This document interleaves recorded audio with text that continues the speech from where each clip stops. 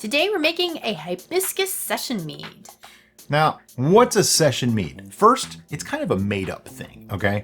It comes from a session of beer drinking. So a session became what you would drink in a session, something like that. I looked it up briefly. It was actually rather vague and confusing.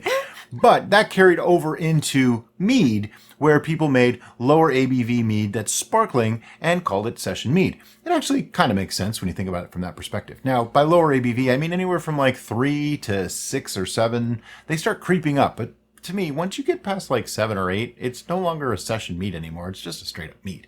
Now, this one today, we're going to be using Beverly's Honeybee's honey, which she is a friend of the show. We used her honey once before, and we're going to use 2 pounds of it today. So this is a little bit of a higher ABV. It's going to be more like 9.5 to 10%, something like that by the time it's done. So it will be session plus. Yeah, so this is kind of a strong session mead. You know, something like that. But anyway, so to do this, what we did is we got dried hibiscus flowers, okay? And that's important, it's flowers, because I've heard people try using the leaves, and that doesn't work quite the same. We got ours from Amazon. If you happen to have hibiscus flowers that you can dry yourself, go ahead and do that. We did use a whole cup of dried flowers. So that's a lot of hibiscus flowers. That's why we just bought the dried stuff, because it's so much easier. We have, however, made our own hibiscus flower tea from collecting our own hibiscuses because we have lots of them.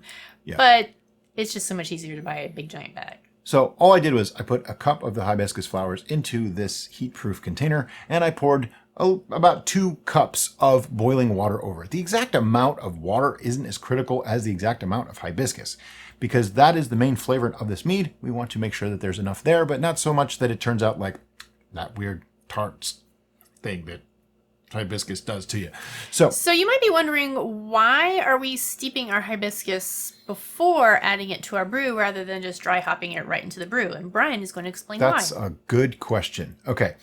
If I was to take that hibiscus and put it directly into the brew, first, I would probably use less. And here's why. When you put it into the brew, it's going to be in there for the entire time until you rack it off. So that could be days or weeks or even months. It's going to be extracting to some extent that whole time. So you don't have as much control over how much flavor is actually being extracted, and it can get to some bitter compounds and things that don't taste so good. By making a tea of it, it's like I froze it in time. I extract all the flavor that I want from it, most of the really good stuff, just like you would a tea, about 5 to 7 minutes. And that is where we're going to add it to the mead. So we have an exact amount of flavors and extraction. The actual solids won't be in here at all. Also, by using this fermenter, which I like to use because it holds just a little bit more than a gallon, if I tried putting solids in that neck, it's a little more difficult. You can't really use a bag in there. And if you use the solids, it makes more mess. So this way, it's cleaner, it's easier, it's more controllable. It comes out better in the long run. Does that mean you can't use the whole leaves? No. Does that mean that you have to use this fermenter? No. I'm explaining why we did it this way, this exact time. Other times, I might do it completely differently. So the simple answer would be control. Yeah. Okay, so let's start measuring out our honey. Let me just make some room here. Can you see me now? Okay, so on our scale, I have our fermenter and a funnel. Now, I'm just going to pour the honey directly in. We are going to be using 2 pounds of honey today. I'm shooting for a 1.070-ish original gravity. So if we said before, when pouring honey pours slow. It also flows through a funnel slow. So it's a good idea to have somebody paying attention to the weight and somebody paying attention to the top of the funnel so you don't accidentally overflow your funnel. And yes, we are speaking from experience. It happened. So playing the part of the person watching the scale will be me. Playing the part of having no head and being up there and watching the top of the funnel will be Derica.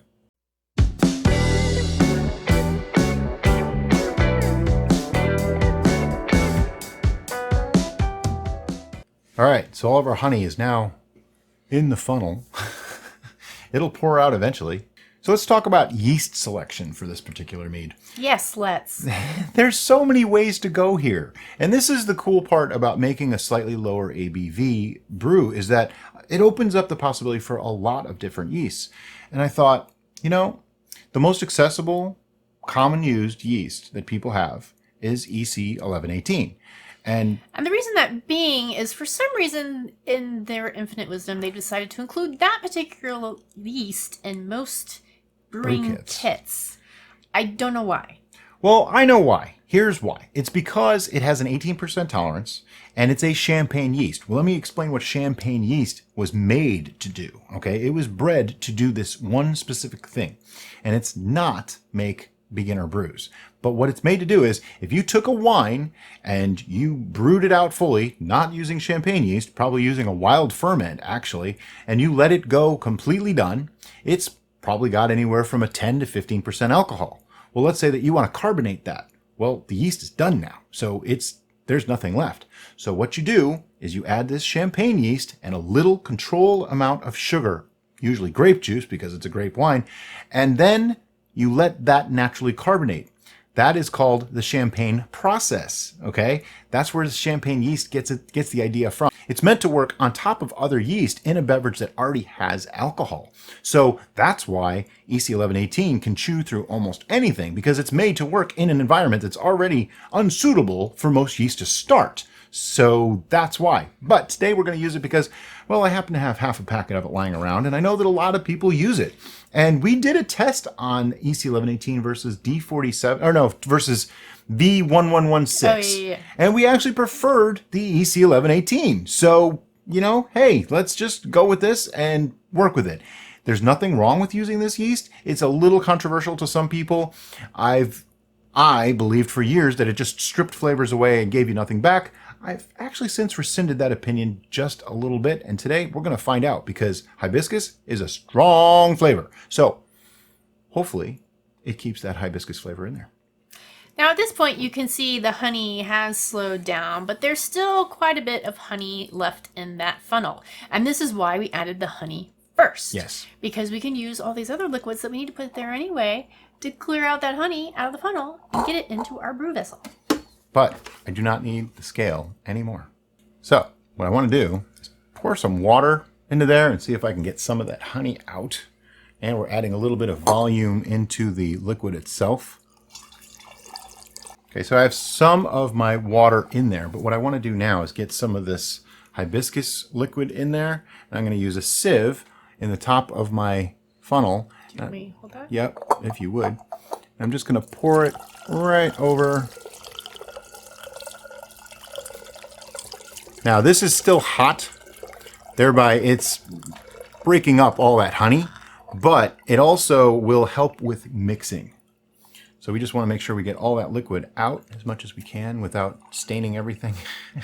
This stuff stains really, really bad. You don't want to spill this on yourself. But if you're looking for a natural fabric dye, oh yeah, it does do works a really great. Kind of job like at beet juice. Yeah. It actually looks a lot like beets right now too. So now we have our hibiscus juice in there, and what I'm going to do is take the funnel out and just stick it in the water for the moment, because it doesn't matter, but there's some red stuff in there that I didn't want all over the place. And what I want to do is mix it up. Notice it's only half full. We have the honey in there, a little bit of water, and our hibiscus tea or hibiscus juice, however you want to look at it. And now what I'm going to do is mix this up and aerate it a bit. I'm using a solid bung. I also call it my thumb saver bung, because when you put your thumb over the hole, it actually hurts after a while. So by not having a hole, that doesn't happen. And now I'm going to shake the bejesus out of this. This is still warm liquid mixing with the honey, so it actually should break that honey up nice and easily. Notice that bright red color already. What you want to be careful of when you do this is, when you get to this point, if you take that off, hear that? That is actually gases escaping, because this is it's hot in here, so it creates a little bit of pressure. And as I shake it up, that pressure increases. And my rule of shaking and getting rid of the bejesus is, after you think you have all the bejesus out of it, shake for 2 more minutes. In the very beginning stages of fermentation, you want to make sure to add some oxygen. So that's why I was doing what I just did there. I'm going to have to mix again. You want oxygen in there because the yeast need it to help build their colony up, okay? Without that oxygen, they can't build their colony as strong. So a lot of times if you get like an off smell in your brew, it's probably because you didn't oxygenate enough when you first made it. Oxygenating a week or 2 down the road does not work. It could actually ruin your brew and turn it to vinegar. So please don't do that. You want to make sure you oxygenate the first time when you're making it. So now I'm going to pour some more water in. And now you can probably understand slightly better why Brian put the funnel in the water, because we're putting the water in the brew. So it's all been sanitized, and so it's every all last good. drop got in here. I'm just going to fill this up. Now at this point, you got to decide how greedy do you want to be. What I mean by that is the higher I go, the higher that foam can go. If it becomes a very active fermentation, it could erupt up into my airlock. Is that worth the couple extra ounces that I might get? If your brew does erupt, that's a lovely sound, isn't it? If your brew does erupt, it's okay. It just means your yeast are super happy. You're going to want to put a blow-off tube on that. And what that means is remove your airlock from your stopper, but leave the stopper in there. Insert a silicone tube into the stopper and put the other end into a mason jar filled with sanitization liquid and just let it bubble away. You generally only need to use the blow-off tube for the first couple of days, and then it'll settle down and it'll be fine. See, this is where I got to decide. I usually like to go just up past the neck, like where it starts to round that corner.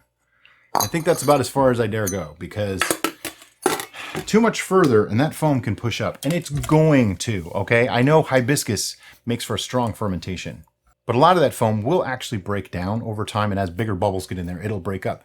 But still, I happen to know that 1 gallon is right about there. There's not going to be a lot of lease for this, so there won't be a lot of loss. So I'm not as concerned about having to get every last ounce out of it. Granted, I want to get as much as I can, though. So now what I want to do is I'm actually going to mix this up just a little bit more. I don't want to make more foam. So I'm just kind of mixing that through. And now what I'm going to do is take a reading on it so that we know our beginning gravity and, potential alcohol percentage. By the way, one of the most important things that I'm going to do today is this piece of paper right here, okay? This has all of my notes on it, everything about the brew, everything that I'm doing to it. If you're only working on one brew, it might be easy to keep track of in your head. We tend to have a few of them going at a time, so I like to write notes. Today's notes says, Hibiscus Session Mead, 4/13/21 so far. I'm going to say 2 pounds Beverly's honey, 2 cups of hibiscus tea, and in parentheses, 1 cup of actual leaves. Petals. Flowers. And I know I'm going to be using 1/2 cup of the EC1118 yeast, so I'm going to put that in there. Half packet. Yeah, what did I say, cup? Cup. Oh yeah, we're going to use a 1/2 cup of yeast. Please don't put a 1/2 cup of yeast in your brew. This is why you write stuff down. I was writing packet as I said cup. So next thing we want to do is get a reading so I can write it down in my notes and keep it there forever. I just use a hydrometer, graduated cylinder, and the master baster. Get down under the foam. Make sure you're under the foam. Nobody wants to read foam. It's very complicated.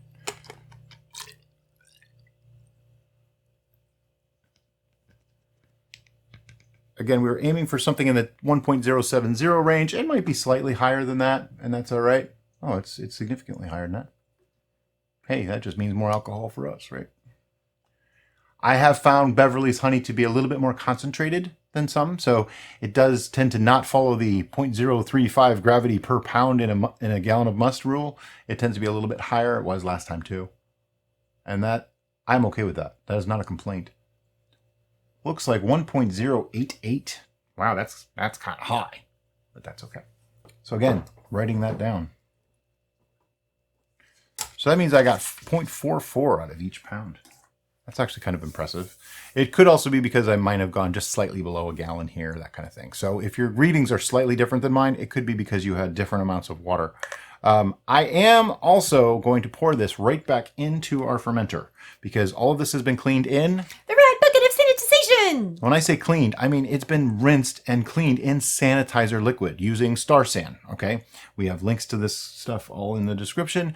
And basically what that does is it removes anything that could potentially harm our brew. So because this was all clean, I don't have any problems pouring this right back in. Some people don't do this. I am not some people. To me, that's waste. There's no reason not to clean it and not waste anything. And now comes the moment you've been waiting for, where we actually turn this bunch of juice and water and honey into, well, technically mead. A potential brew. Well, it's mead once the yeast is added. You don't really want to drink it yet, but it's technically mead at that point. They say that about beer, that it's technically beer once you add the yeast. Oh, really? Yep. So I'm just going with what people say technically. Okay. So I am using half pack of Lalvin EC1118 yeast. Just a word on yeast. If you don't have Lalvin EC1118, use whatever you want. 71B would be great for this. D47 would probably work great for this. If you have Kveik yeast and you live in a warm climate, it'll probably work great for this. Basically what I'm saying is this is a pretty forgiving recipe. There's not a lot of requirement for specific yeast. Now that's not true for all recipes. Right. Some recipes are made specifically to work to the yeast tolerance. This one should fall far short of the yeast tolerance, therefore not really an issue. However, in this particular one, if I had used something like a bread yeast or like an ale yeast, it would come out very, very sweet and I probably wouldn't be able to carbonate. So I'd have to do that whole champagne process, which is a whole other video and a whole other mess that I really don't want to get into. So instead, we're keeping it easy. All right, so now we're just going to take a bung and stick it in the top and put an airlock in there. The reason we use an airlock, if you've never seen our show before, is because it keeps... What? It's got negative pressure. Okay, so when your bung is moist, please don't put jokes the in comment the comments section. Oh, it pushes it out. It's annoying, yeah. and so a lot of times we'll loop a rubber band and hook it on this, and we'll keep it in place. Or just make sure your bung has dried before you put it in there. But you know, we didn't have that kind of time because we're making a video here, people. But anyway, the reason we use an airlock is because it keeps nasty stuff out of your brew, okay? And what I mean by that is actual flies, because they will love this stuff, especially when there's honey in there. They want to get in. So they might be able to get in, but this works like a trap in your sink. It keeps them from getting through. So they're going to drown in that sanitizer liquid or cheap alcohol, some neutral spirit, or even not so neutral spirit. Just something 40% or higher so that you kill off whatever it is. And it also does the other side too. It lets the gases escape, because if you just put a lid on this, like cap it, this will explode. I am not even joking, not even being slightly facetious. It will explode if you do not allow the pressure to get out of this, because it goes up, pushes the liquid down, and you'll see bubbling. That's what airlocks do. So if you, for some reason, you are in a location where you absolutely positively can't get an airlock, you can put the cap on. You just want to make sure that it wiggles, like it's loose, and that way the pressure can escape, the gases can escape without exploding your vessel. When in doubt, tape it down.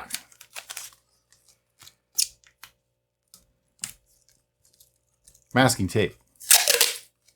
Second to duct tape in usefulness. We use it for labels on our bottles. Yeah, we use it for a lot of things, actually. It works really, really well for a lot of things. We, funny enough, don't really use it for masking for painting, though. No. Anyway, so I now have our bung in there and held down. And this is now officially mead. I wouldn't drink it yet. I don't know that I'd drink it yet, though. You probably want to give it some time. We're going to wait several hours to a couple of days once this starts working, and we'll be back to show you what it looks like. All right, so it's been about an hour, and as you can see, we have activity. Yeah, this started up pretty quickly. We actually started 2 other brews today, and this one started up at about the same time as them, and they were started at least a half an hour to an hour before this one, so that's pretty impressive. Let's take a closer look. So here's our view of the airlock. See if you can get a bubble. There we go. There's a bubble. And here comes another one right after it. So you can see it's actually a fairly active fermentation already, which is impressive. We had to do the rubber band thing to hold the bung in place. I don't like having to do that, but hey, you do what you got to do so that we don't get leaks. And look at the foam layer. This is kind of amazing. And as we get tighter in, see how close I can get here. You can see some floaties in there, and they are doing the lava lamp thing, as Derka likes to say. Those are yeast particles. They are trying to find their buddies so they can have a little party, if you will. Catch my drift? Yeah, Wink, wink, that's nudge, what nudge. They're doing. And we don't really have any accumulated, sediment yet because, well, it's just too early. There's just nothing to sediment yet. So there you go. There's the inside look. So what are we going to do now? We're going to let it sit. I don't know why we did that backwards. But I went with it. It's like one of those pre-programmed things now. You just kind of go. Yeah. And so this will sit for, I don't know, probably 2-3 weeks. Once I see that it starts to be pretty slow in activity, we might take a check, and then we'll wait another week, take another check, just like we always do, even if you don't necessarily see us doing it on camera. Anyway, if you like this video, look up. There's another one up there. You might like that video too.